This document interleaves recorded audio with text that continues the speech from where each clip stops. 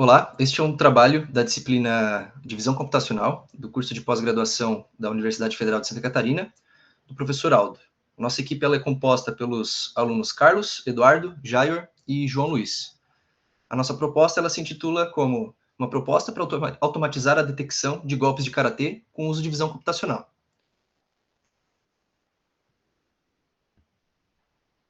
O karatê ele é uma arte marcial milenar japonesa e ele tem diversos trabalhos científicos sendo desenvolvidos, utilizando também visão computacional a seu respeito, porém nada que se assemelha à detecção de golpes em tempo real em uma luta de karatê.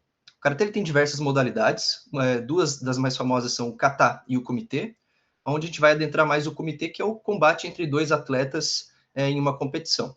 O kata seria uma demonstração de golpes solo, né? Então não entra no nosso escopo nesse momento. O Karatê ele também é organizado, ele tem diversas organizações que fazem a sua gestão. Por exemplo, a nível nacional nós temos a CBK, que é a Confederação Brasileira de Karatê, a PKF, que é a nível pan-americano, e a WKF, que é a nível mundial. E nos últimos anos, né, no último centenário, digamos assim, o karatê ele vem se desenvolvendo bastante, e principalmente nessa corrida olímpica que teve para Tóquio 2020 e 2021, né, que foi o ano em que o karatê estreou nas Olimpíadas. Todo o processo pré-olímpico, ele trouxe bastante investimento para esse esporte, não só a nível mundial, mas principalmente aqui no Brasil, para que novas técnicas, para que os competidores possam melhorar as suas condições de treinamento e de análise de lutas e competições, pudesse evoluir. E, como solução, nós tentamos trazer esse tipo de estudo para auxiliar os atletas e técnicos na preparação de lutas, mapeamento de adversários e auxílio nos seus treinamentos em geral.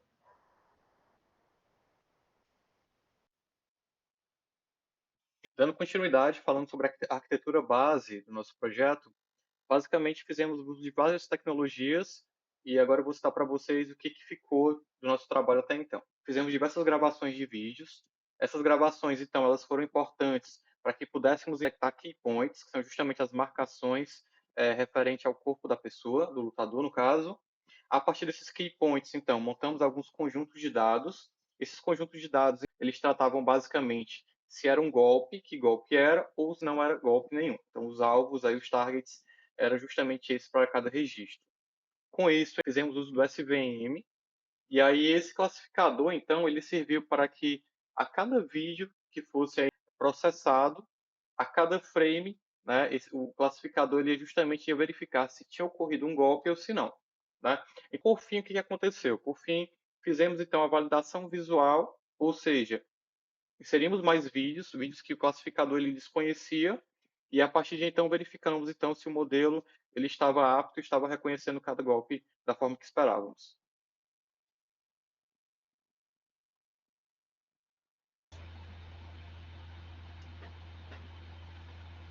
Então, para a criação do conjunto de dados, a gente utilizou vídeos a partir de uma perspectiva lateral, como pode ser visto nas imagens. E a nossa ideia foi, em cada um dos frames do vídeo, a gente utilizou o YOLO V8 para detectar esses key points que já foram falados. E dependendo de como esses key points estão posicionados, de como eles estão ajustados, a gente classifica ele de acordo com em alguma dessas 5 classes aqui que estão mostradas aqui na direita. Sendo a classe sem golpe, a classe Kizamuzuki, a Gyakuzuki, a Mawashi Geri e a Kizami Mawashi. Para fazer isso, a gente criou um script Python, que a gente sobe o vídeo, a gente utiliza o vídeo e esse script vai em cada um dos frames, permitindo que a gente classifique esses frames de acordo com uma daquelas classes. A gente vai apertando a tecla, esses frames vão passando, e no final do processo, um arquivo CSV com as coordenadas dos pontos, juntamente com o rótulo que foi atribuído a eles, é gerado.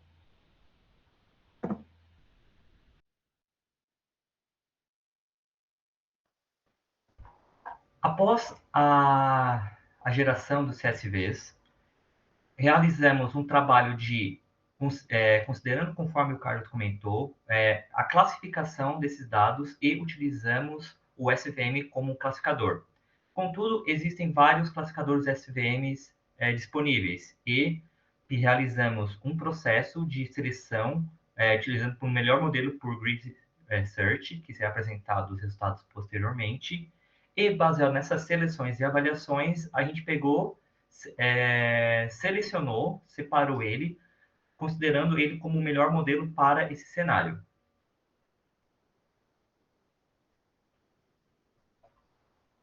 Com o modelo, o melhor modelo utilizado e aqueles dados que foram realizados toda a parte de classificação, conforme o Eduardo tinha mencionado anteriormente, a gente pegou, aplicou os vídeos, fazendo a descrição dos vídeos com os key points, aí também recitando o que o Eduardo comentou, utilizando o YOLO V8, e com isso a gente gera resultados para posteriormente a gente conseguir realmente realizar a validação se, baseado no vídeo que foi apresentado, o golpe é aquele que a gente está esperando ou se realmente não houve o golpe. Falando um pouquinho mais sobre o conjunto de dados, conseguimos então 4.338 amostras para a classificação, para o treinamento, na verdade. Seríamos então 80%, ou seja, 3.470, e em seguida, para os testes, trabalhamos com 20% das amostras, onde foram 868. Como já foi citado pelos meus colegas, fizemos uso do Grid Search. Para isso, então, os parâmetros do Grid Search foram o valor de C 0.1, 1, 10 e 100. Utilizamos alguns valores para gama também.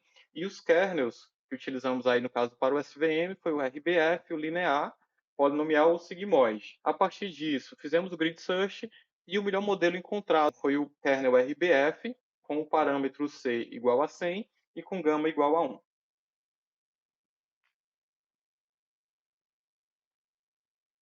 Se olharmos então a nossa matriz de confusão, podemos perceber que nosso conjunto de dados até o momento ele está meio que desbalanceado. Então temos muitas amostras sem golpe. A acurácia ela não seria uma métrica ideal para analisar o nosso modelo. Por isso fizemos uso então do recall, da precisão e do F1 score. E como podemos ver, tivemos aí em média para cada um durante o treinamento de 99% e nos testes em média 95%, tanto para acurácia, recall, precisão e F1 score. O que demonstra então que esses resultados eles são aparentemente bons, porém tivemos ainda a avaliação visual.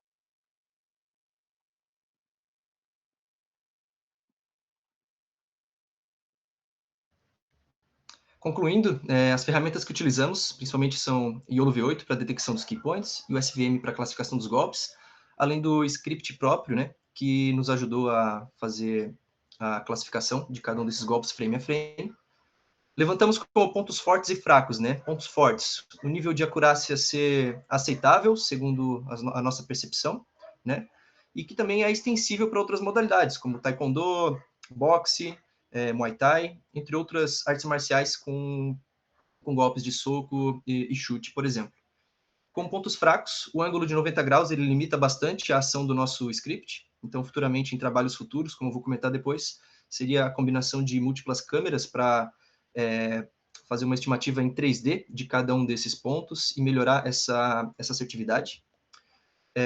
O dataset pequeno, e também deixamos de mencionar a questão do balanceamento desse dataset. Então, talvez um balanceamento em relação aos frames anotados como sem golpe poderão trazer uma certa melhoria em cada um das classes, né, que nós elencamos.